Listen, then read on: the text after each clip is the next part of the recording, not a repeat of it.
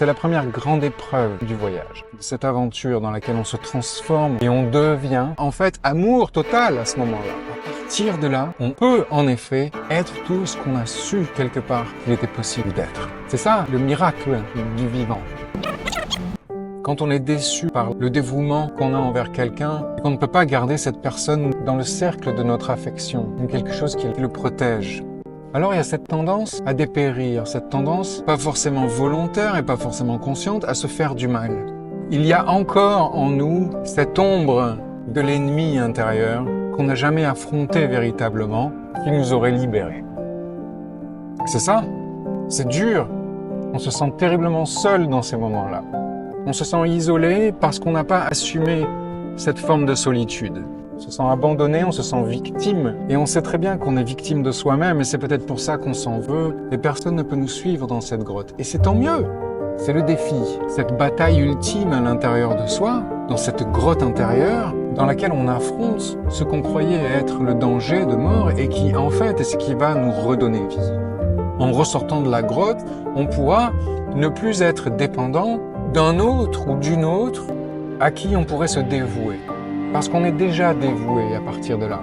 Quand on sort de cette grotte, on est dévoué à soi-même. Non pas simplement pour soi-même, mais pour tous. Parce qu'à partir de là, on peut être pour tous, et plus seulement pour un ou pour deux. Et c'est à partir de là seulement qu'on peut véritablement prendre soin, soutenir, aider, contribuer, non seulement à cette ou à ces personnes qu'on aime toujours et même d'autant plus, mais aussi aux autres. C'est ça, la liberté, elle se trouve là, en fait, pas ailleurs. Elle commence ici, dans ce retour vers les autres qu'on a dû forcément lâcher à un moment pour enfin aller s'occuper de soi. C'est la première grande épreuve du voyage. Cette aventure dans laquelle on se transforme et on devient celle ou celui qui, au retour de ce voyage, de cette aventure, pourra être l'unique, l'extraordinaire contribution qu'il ou qu'elle sait qu'elle peut être pour les autres, pour ce monde. Enfin libre, enfin pleine de ses capacités, de cette force, devient en fait amour total à ce moment-là.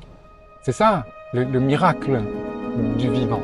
Accomplir en soi cet amour pour soi quand on se rencontre, pour ce vivant qu'on est, pour cet être qu'on est, pour cette conscience et cette intelligence qu'on est et qu'on reconnaît en chacun.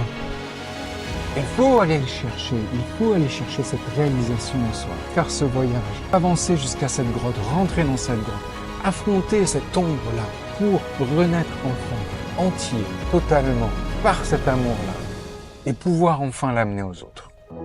C'est pour ça qu'on a besoin de savoir où on se trouve, on a besoin de comprendre qu'on avance, de pouvoir se repérer sur la carte, sur le parcours de cette aventure, pour prendre confiance, prendre de la force, pour avancer.